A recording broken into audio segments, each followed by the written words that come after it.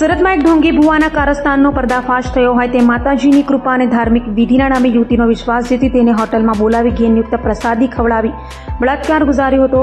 બનાવને લઈ યુવતીની ફરિયાદના આધારે સિંગણપોર પોલીસે ગુનો નોંધી આરોપી ભુવાની ધરપકડ કરી હતી. સિંગણપોર પોલીસ પાસેથી મળતી માહિતી મુજબ વર્ષ 2024 દરમિયાન યુવતી અને નરેશ ચૌહાણનો સંપર્ક થયો હતો. યુવતીના ઘરે કુળદેવીની વિધિના બહાને આવેલા નરેશ ચૌહાણ સાથે પરિચય વધ્યો હતો. ત્યારબાદ બંને મોબાઈલ નંબરની આપ લે કરી હતી અને સોશિયલ મીડિયા મારફતે પણ સંપર્કમાં રહ્યા હતા. આરોપીએ ઇન્સ્ટાગ્રામ પર ફ્રેન્ડ રિક્વેસ્ટ મોકલી મિત્રતા કેળવી હતી. ફરિયાદ મુજબ નરેશ ચૌહાણે યુવતીને સિંગણપોર વિસ્તારમાં આવેલી એક હોટલમાં બોલાવી હતી.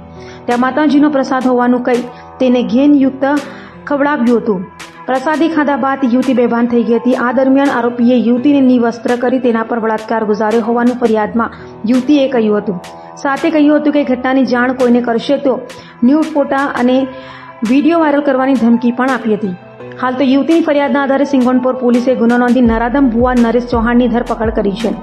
તો પ્રાથમિક તપાસમાં આરોપીના સોશિયલ મીડિયા પર માતાજી આવતા હોવાનો દાવો કરતા અનેક વિડીયો પણ સામે આવ્યા છે. લોકોની ધાર્મિક લાગણીઓનો લાભ લઈ ગેરમાર્ગે દોરવાના એંગલથી પણ પોલીસ તપાસ કરી રહી છે. હાલ સમગ્ર મામલે વધુ તપાસ ચાલુ છે.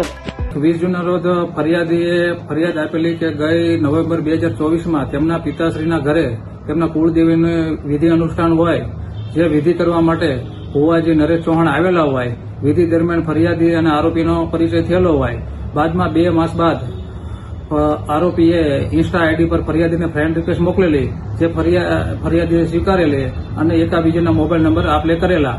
એપ્રિલ 2025માં આરોપીએ ફરિયાદીને સિંગણપુર 4 રસ્તા સ્થિત હોટલ યોગમાં મળવા બોલાવેલા, જ્યાં તેમણે માતાજીનો પ્રસાદ ફરિયાદીને આપેલો. જે ફરિયાદ પ્રસાદ ખાધા બાદ આરોપી બેભાન અવસ્થામાં ગયેલા હોય. જે એમને ભાનમાં આવતા તેમને જોયેલું કે તેમને શરીર ઉપર નિર્વસ્ત્ર હોય.